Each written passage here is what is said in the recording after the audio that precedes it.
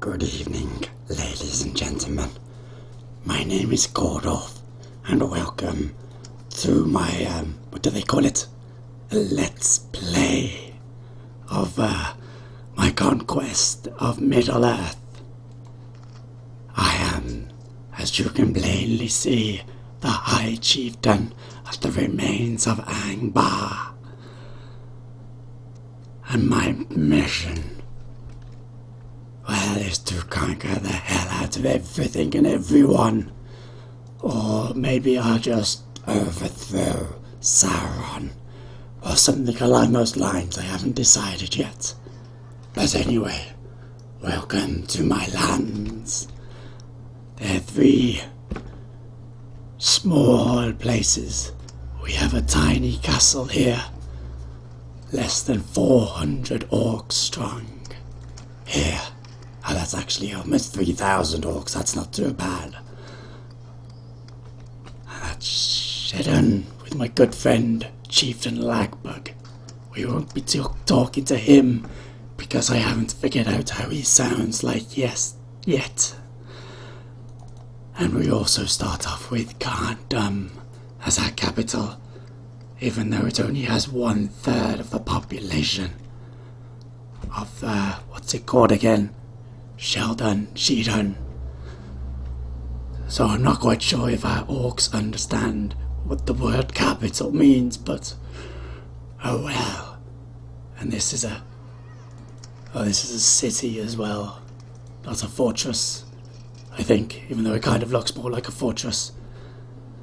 Oh well, hopefully we'll never have to fight here, because we'll just be conquering everybody else. So, this section will just be to explain our strategic situation and to get started conquering some of the neighboring lands.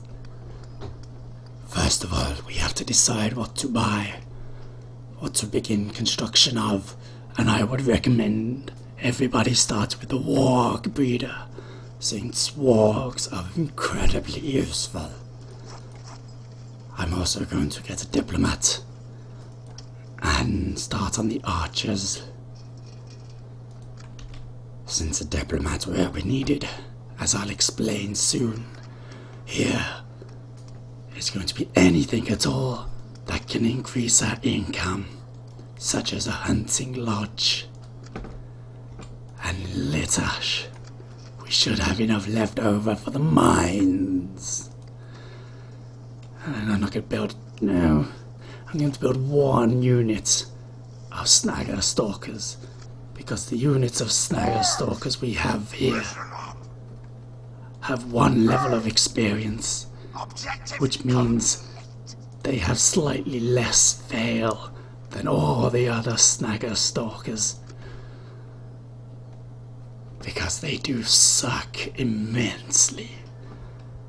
Now, I'll quickly go over the nearest lands that we should be conquering. We have 1 here, which I will aim for immediately, and 1 down here, which we should also grab.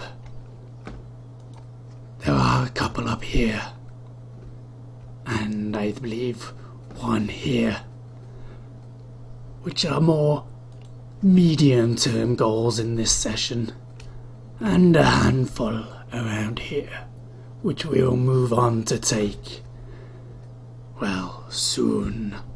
Finally, it should be noted, as for some very strange reason, down here, our spy starts out.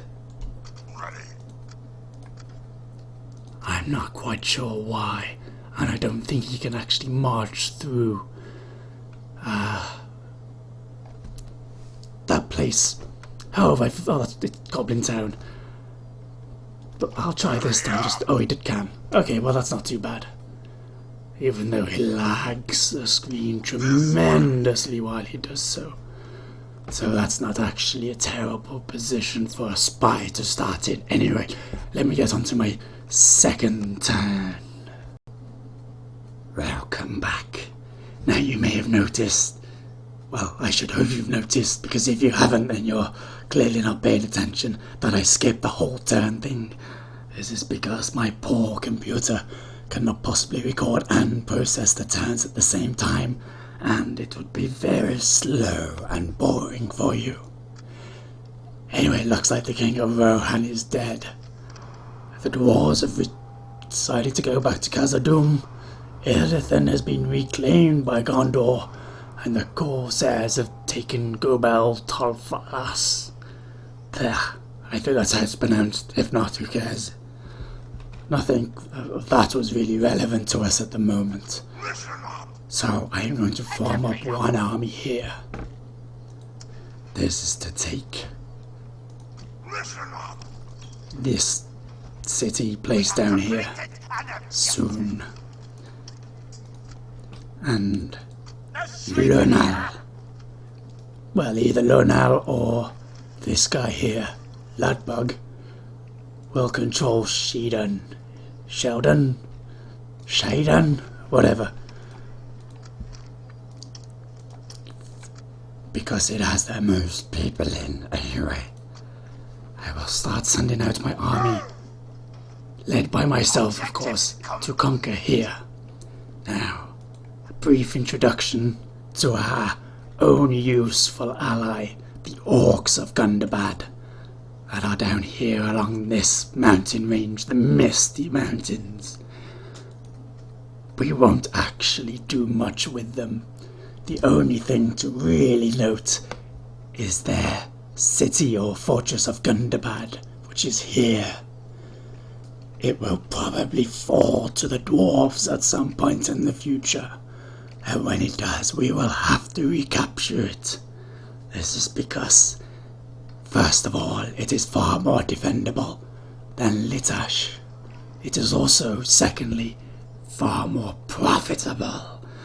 And believe me, we are going to need all the money we can get. And third of all, it will cover us from further dwarf incursions. So, as I've done everything I need to this turn, I will end the turn, and next turn I will explain more about the threats that we face. So then, where were we? Over here, our spy is starting to get into position and should be able to find the village town. There we go. Morvatar. Luckily, it appears to be incredibly undefended. A mere 106 people there. But it is a good outpost.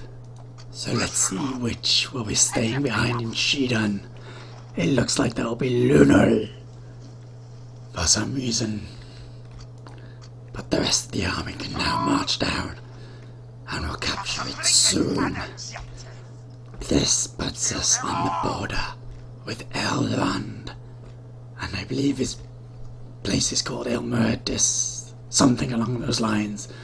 It's in this area, I think.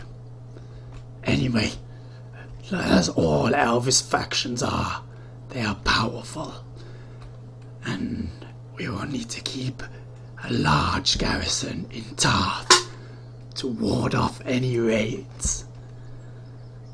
Hopefully, though, we can keep them, well, we can keep a peace with them long enough to expand elsewhere. Any assault on Ilmerdis itself will result in incredibly heavy casualties. But we're orcs. That's what we do. Seriously, have you seen the films? So many of us die, it's scary. Anyway. There we go. Ansel, held by a handful of orcs who do not recognize how awesome I am. But we may need a few reinforcements before we can take it. So I will send them from Khazad-dûm. There's no point in building snagger archets at the moment. I will at a later date, when we're in battle, go through our units just to give my opinion, but until then, well, I think it's time for the next turn. As you can see, we have gotten our first candidate for adoption. High Chieftain Gorduf. No, wait, that's me. Zagoth is his name. And yes, we are going to accept him. And we are be paid money to get our diplomat over here, which is what we shall do. It might take a while for him to get there, though. Where is he? An honorable. Muslan. Off you go. My throat is starting to sting a little. Listen up. Pick your feet up. Anyway, yes, so again, we need to stick to whatever will give us money, and secondly, population growth, since that affects money as well. So the mines seem like a good idea. We can ignore that for now. Isengard and Rohan have declared war. Again, not really going to have a huge effect on us. At least in the early game. I mean, early part of the war. So we are simply closing on the villages now. Pick your feet up. Regroup, you louts. And we'll give that another turn just to starve them out a little more. Still nothing useful we can make there. And it has been recommended to me that anything such as these buildings should be destroyed so that our generals do not gain poor traits. So I will test this. I will leave the one in Cardun, since it can build all three of our diplomats, spies and assassins. But if there's one here... Oh, there isn't. Oh well, I will simply not build it, and we can see who gets the bad traits. Well, this guy already has 10% loss on tax income. Fiscally challenged, lacks justice and avoids the truth. Maybe he wasn't such a good idea. Oh well. Time. Okay. More on the strategy. Let's actually go over here. There are villages here that we can capture. Fortunately, as we move along the north, it brings us closer and closer to the domain of dwarves, which are over here, and come down here. The dwarves, like almost every other faction, are far stronger in their units than we are. And they are far away, so any army that goes here will have to fight unsupported for some time. But they have rich towns to capture. I will explain more in our next turn. Since I will be fighting the Battle of Angmar this turn, I will explain the rest of our nearby factions. If we fight the dwarves here, or expand along here, we will eventually fight the elves. But here, I've forgotten exactly which one they're called. Ellen something, I think. They have incredibly powerful units, especially some of their cavalry, and their mounted horse archers, but also their heavy infantry are fantastic, and their archers, all of them are better than ours. So we would really like to avoid fighting them for as long as possible. In this region, we have the Bree lands and the Shire. They're actually militarily quite weak, but if we fight them, we will also end up fighting the stronger northern Dunedain based around here. This area. They are probably about equal to us. Now, the issue is there are plenty of lands to expand to, such as up at the north and down here, that are unaligned with anybody else. But to do that will bring us into conflict with one or more of the so-called good factions.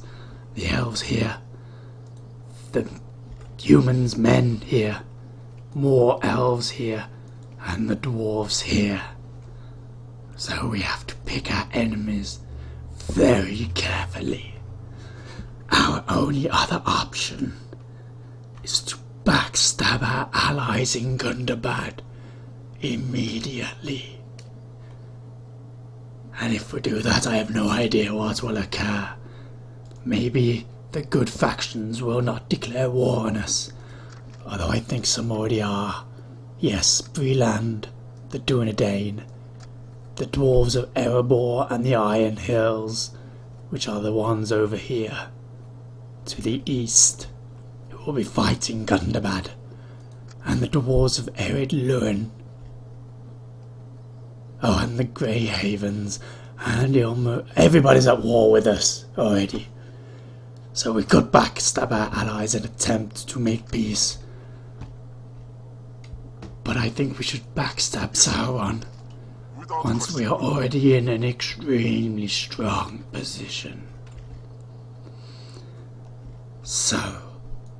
No sleeping here! Attack!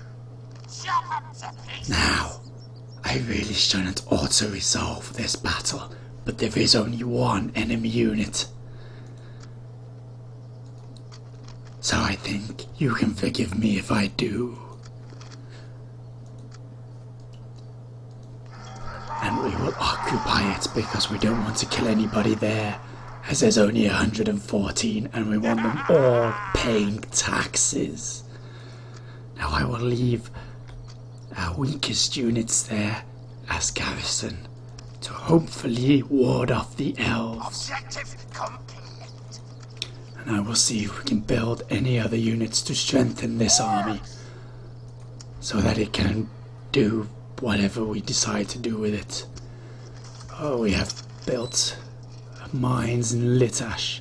So again, food and money are our primary concerns at this moment. So now I will save and hopefully see you all in the Battle of Angsul.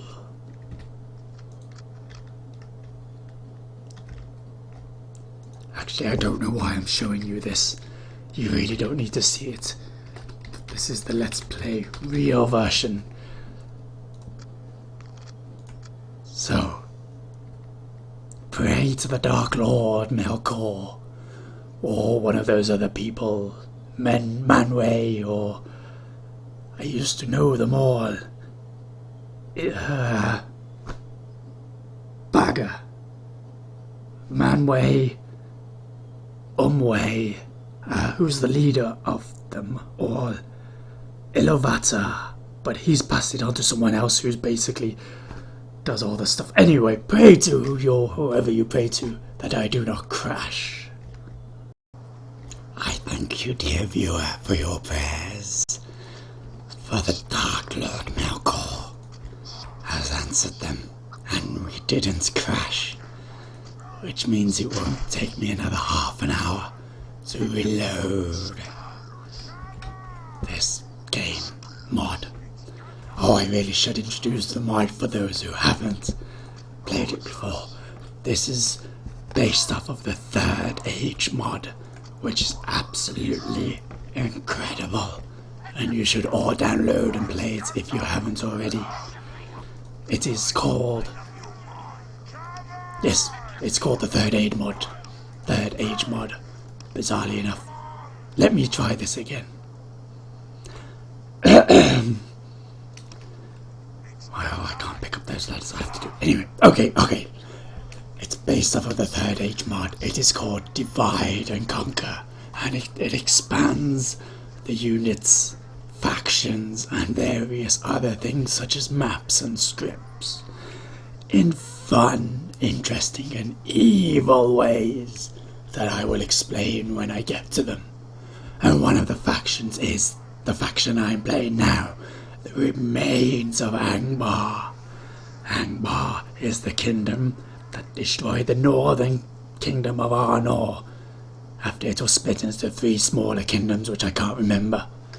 It was eventually defeated by Gondor and the elves, and our former leader, the Witch King, fled and left us behind, so now we're trying to conquer the world on our own. Anyway, I'm going to start the battle so you have something interesting to look at. For some reason my ladder people can't capture there, so we'll capture there instead. And we'll just, yes, it's fairly standard. I'm so sure you've seen this all 1,000 times before. So I'm just going to set the ball rolling and then explain some of our units. And starting off, we have our bodyguard unit. It says Angmar bodyguards, but they are based off the Guardians of Khan Dun, our capital, which isn't actually a capital. They are an incredibly good heavy infantry unit. We can produce the Guardians in large numbers later on, so for now we can only get them with our generals. This is me. Let's see if I can get a better view of me. There I am, marching forward bravely into battle. I have the ability to unleash the Legion, which increases combat effectiveness and morale. Also with me, as you probably noticed, are 2 humans. They're with every unit, since we can conquer some human lands and gain some human troops. Anyway, over here are our orc halberdiers, or halberders. I'm not sure how you pronounce them. Halberd people. These are one of my favorite units, since they have the ability to sit there and not die when they have used their spear wall ability. They will stand there and hold the center of the battle line for quite some time, and I will probably use them often. These fellas here are called the Goblin Band. They are generic, weak goblin scum who I hope to stop using as soon as possible. Other units we have here, these are some of our best archers, and they are absolutely terrible. Not much we can say about them. They're just bad. And we have one other unit with us today, which are our orc fellas.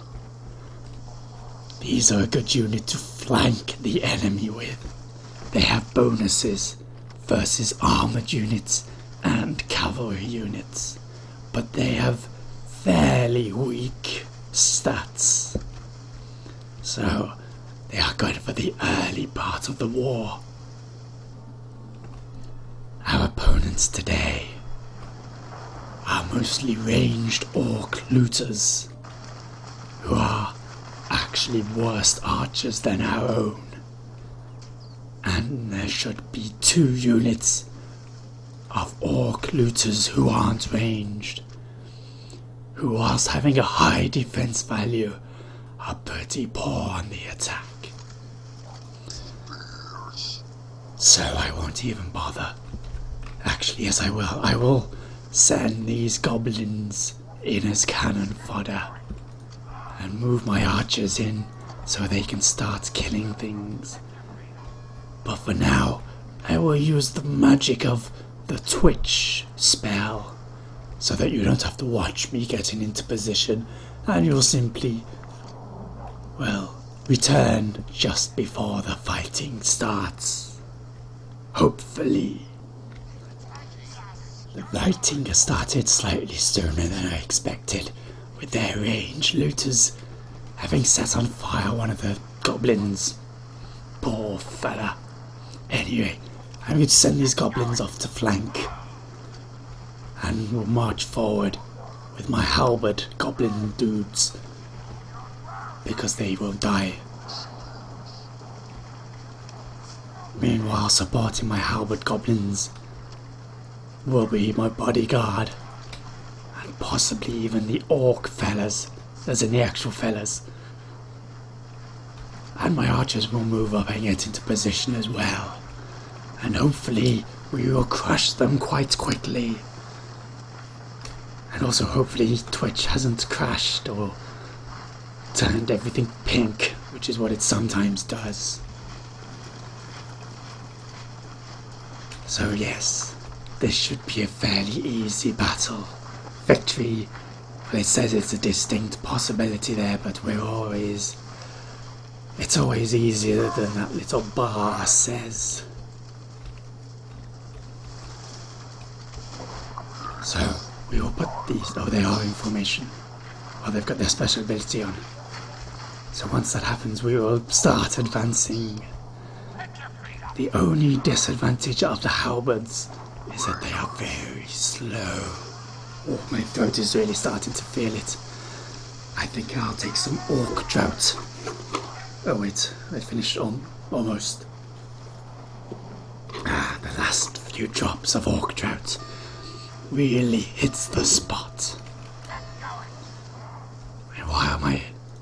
Anyway, yes, we need to get these dudes into a better flanking position along with the orc fellas.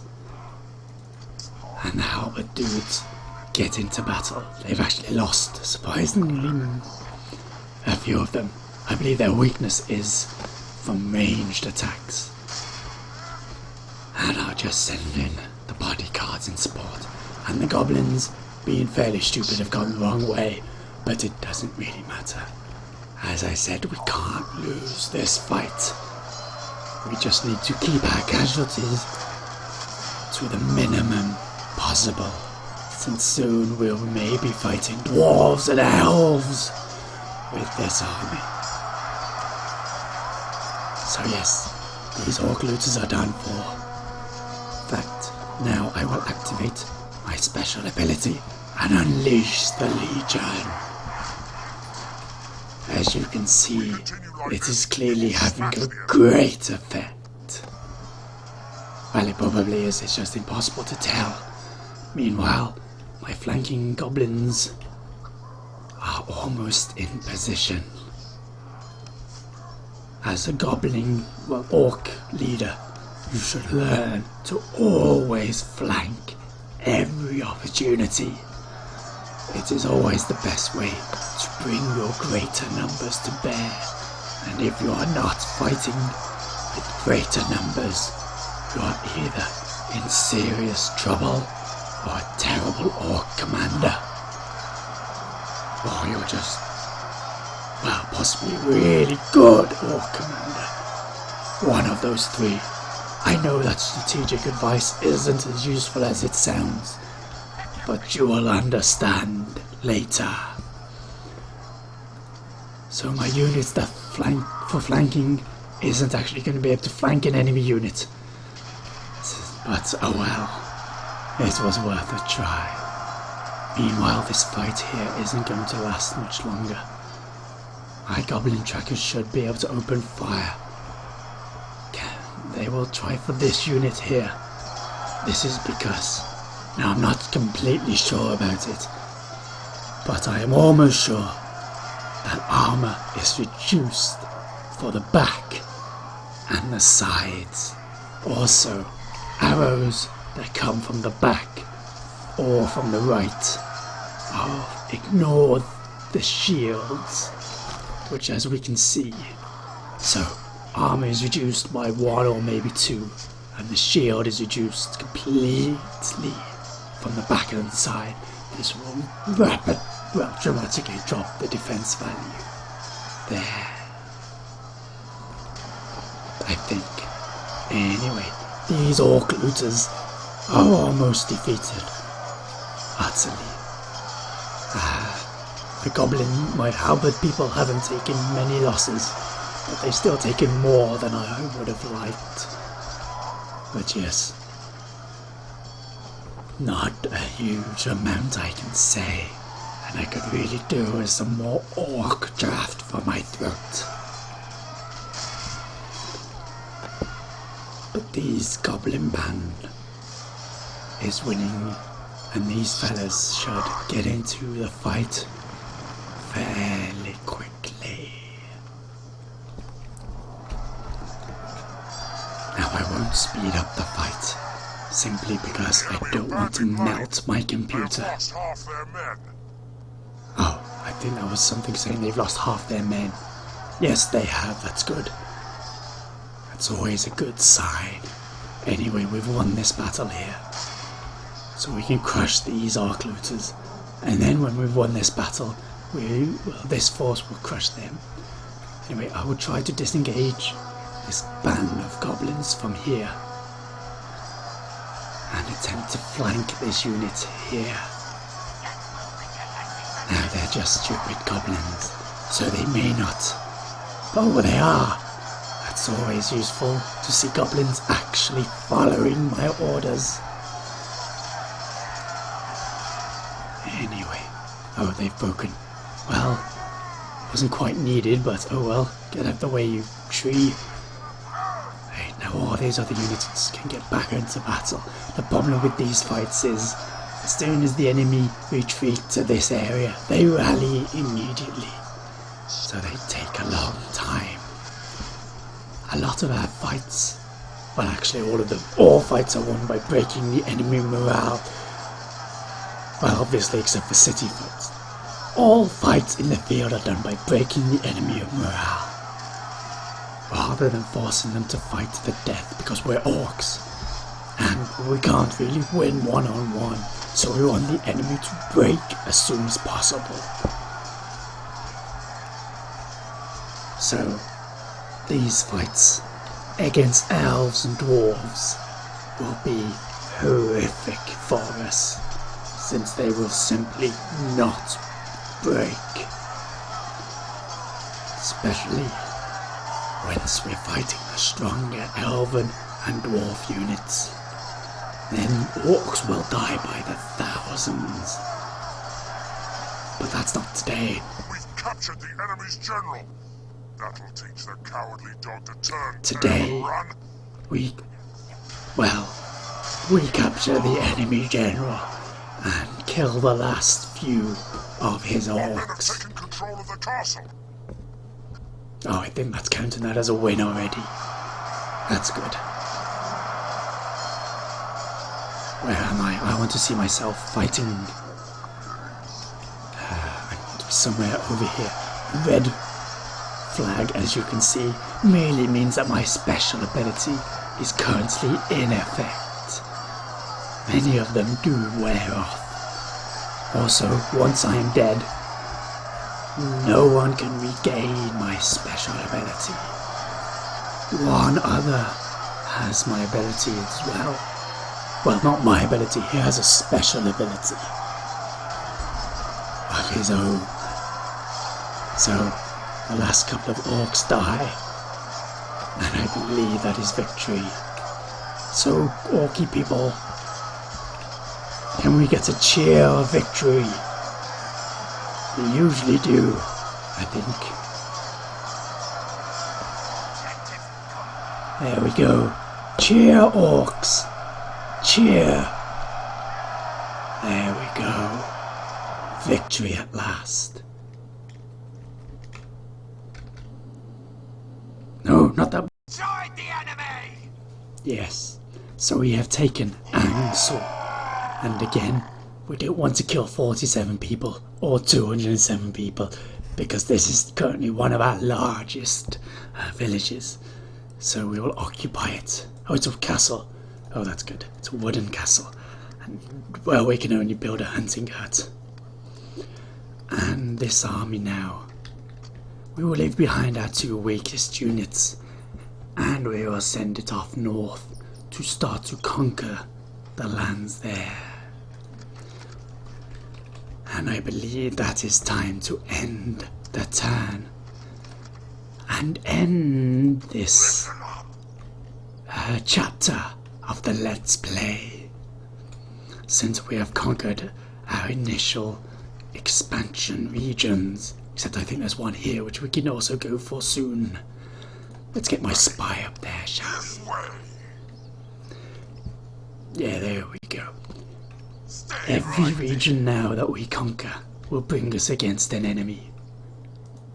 Here will bring us against the Dunedain and Bree. And we're already against Elmradis here. Remember, orcs, no, dwarves will be expanding in this direction. Elves likewise will be expanding alongside them. And there are the 2 human factions here, which we will soon be in conflict with. The question then I put to you, dear viewers, is who shall we fight first? All of them, or one of them? And when should I betray Sauron? Preferably that one will come a lot later. But until then, thank you for watching. I hope you've enjoyed it, and you have been able to understand my orc speech. If you have enjoyed it, please press the subscribe button and the like button and leave your feedback and advice in the comment section below. Thank you for watching and farewell.